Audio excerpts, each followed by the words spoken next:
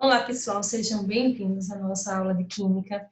Então, hoje o conteúdo abordado vai ser de termoquímica, certo? Então, hoje essa aula inicial, né, de volta às aulas, depois desse recesso, desse descanso, vai ser uma aula mais teórica, e aí na próxima aula a gente dá continuidade para o início dos cálculos que envolve esse conteúdo.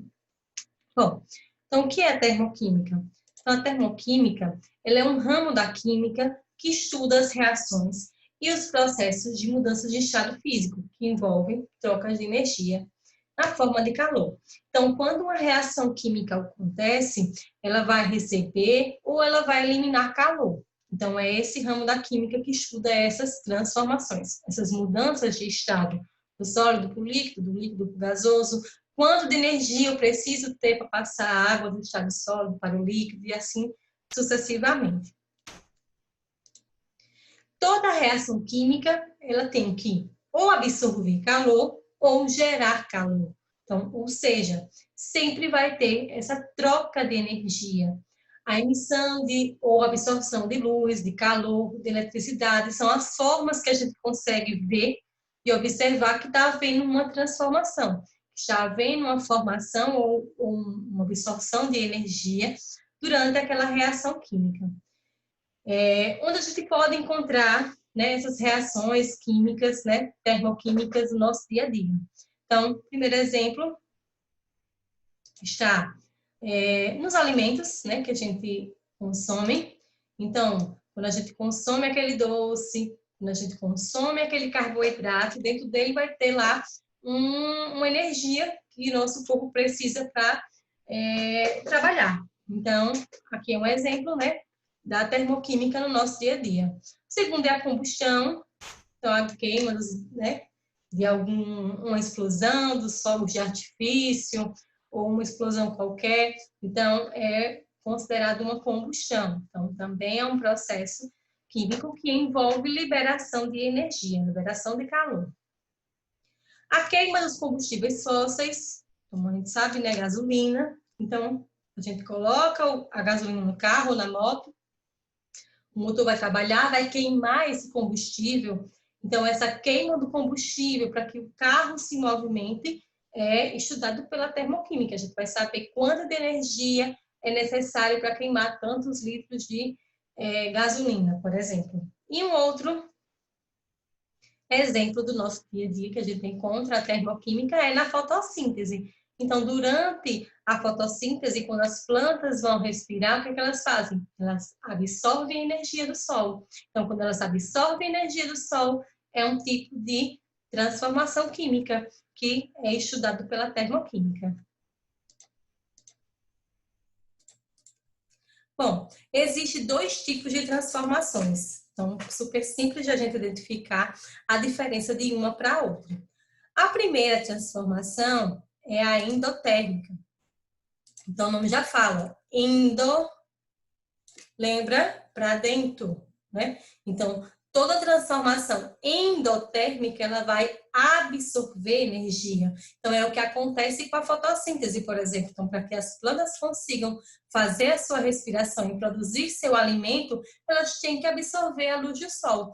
Então, quando elas absorvem essa energia, é um processo endotérmico. Então, toda vez que absorve energia durante uma reação. Então, acho que você já conhece, né? A reação da fotossíntese, C6H12, O12 mais luz, clorofila, tal, forma gás carbônico, forma oxigênio mais água. Então, é um processo endotérmico. Então, eu coloquei aqui o exemplo, né? Uma substância qualquer, mais o calor, tem que estar aí para ser endotérmico, e aí vai formar substâncias novas, certo? E existe também o processo exotérmico. Então, lembra de êxodo rural, né? Para fora, indo embora. Então, a transformação exotérmica, ela vai eliminar o calor. Então, basicamente é o que acontece, por exemplo, na combustão. Então, a queima de energia, né, da gasolina, faz com que o carro se movimente e aí ele libera a energia necessária para que o carro possa se movimentar. Então, o processo exotérmico é o inverso do endotérmico. Então, eu tenho duas substâncias que elas vão se transformar em uma só, liberando o calor. Então, aqui o desenho mostra, né, o que acontece nas duas reações, endotérmica e na exotérmica. Então, na exotérmica vai ter a liberação de calor. Na endotérmica, eu preciso do calor para que a reação possa acontecer. Bom, como a gente viu, né, na química se utiliza-se muitos gráficos também para que a gente consiga observar melhor as transformações que acontecem. Então, na termoquímica não seria diferente. Então, existem dois gráficos que a gente consegue também tranquilamente observar quando é que a reação é endotérmica e quando a reação é exotérmica. Então, no primeiro aqui, no primeiro gráfico, então aqui eu tenho a entalpia, que é a energia que tem a substância, certo? HP vai ser a energia do produto, HR, a do reagente. Então, vocês devem recordar que numa reação química eu tenho reagentes para formar produto, certo? Então, aqui a minha energia dos reagentes, já simbolizada por esse tracinho aqui, ela é menor do que a energia dos produtos. Então, quando há um aumento dessa energia, eu digo que a minha reação ela é endotérmica. Quando há um aumento dessa energia, eu digo que o meu ΔH, que é a minha variação de entalpia, vai ter um valor positivo, certo? E aí, esse valor positivo nos informa que a energia foi absorvida. A energia aumentou. Então, se aumentou, eu absorvi de algum local. Já na exotérmica acontece o contrário. Então, aqui, ó, produtos e reagentes. Então, ó, o produto está aqui embaixo e do reagente está aqui em cima. Então, houve, ó, caiu a energia do reagente, que é o primeiro, para o produto final. Então, quando há essa diminuição de energia, então já consegue observar que há uma eliminação, algo saiu. E o que foi que saiu? Foi o calor, foi energia produzida. Então, toda vez que a reação ela é exotérmica, o meu ΔH, que é a minha variação de energia, sempre vai ser negativo, certo? E isso informa que a energia foi liberada. Então, para a gente calcular essas variações, a gente se utiliza de uma formulazinha bem simples. Então, vocês vão utilizar essa única fórmula aqui para todas as questões que a gente for trabalhar na próxima aula, envolvendo cálculos da termoquímica. Então, qual é essa fórmula? A minha variação de energia geral total, né, da minha reação vai ser igual à energia dos produtos menos a entalpia, né, a energia dos reagentes. Então, sempre a gente vai utilizar essa formulazinha aqui. Hoje a aula é só teórica. Próxima aula a gente vai começar a trabalhar aos poucos um pouquinho dos cálculos relacionados à termoquímica. Bom, nem sempre as questões vão vir com gráficos. Tem questões no Enem que vêm com gráficos, tem questões que vêm com as fórmulas e como é que eu consigo também, com as fórmulas, saber se o processo é endotérmico ou exotérmico. Então, também é super simples. Vocês vão observar na equação o sinal, muito importante, do ΔH, ele já nos informa qual é o tipo de reação. Ou, se não tiver o ΔH, na minha reação vai ter o valor da entalpia, né? Da energia absorvida ou gerada nessa equação. Então, com isso aí também, a posição dele na equação também vai me dizer qual é o tipo de reação.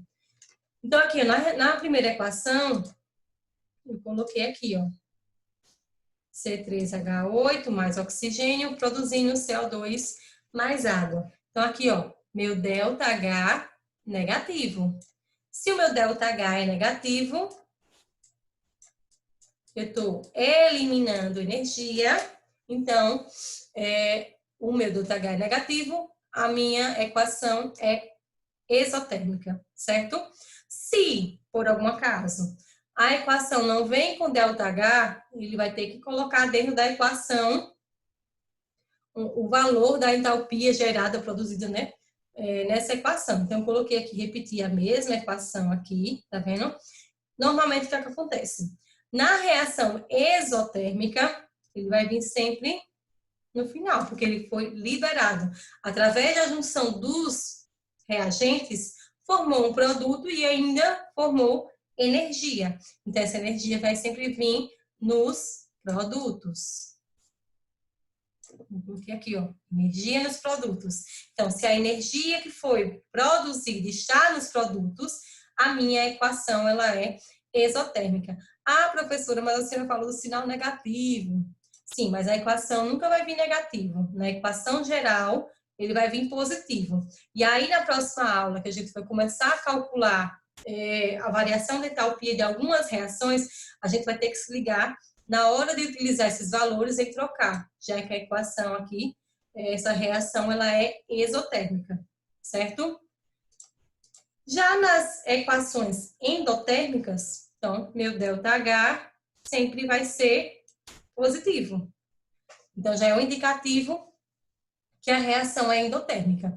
Mas se a equação não vem com ΔH, o valor dessa energia, desse calor absorvido, tem que vir na equação. E aí, obrigatoriamente, ele vai vir aqui, ó, nos reagentes. Então, quando o valor da energia vem nos reagentes, o processo é endotérmico, porque ele precisa de energia para que aconteça.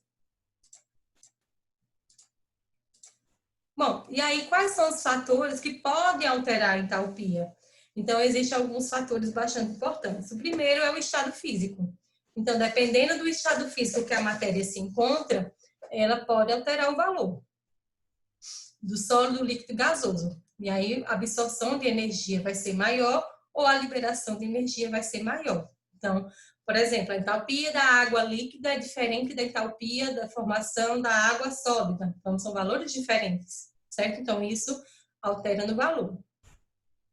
Outro fator é o estado alotrópico. Então, não sei se vocês lembram lá do primeiro ano que algumas substâncias têm alotrópicos, como, por exemplo, o carbono. Existe o carbono grafite e o carbono diamante.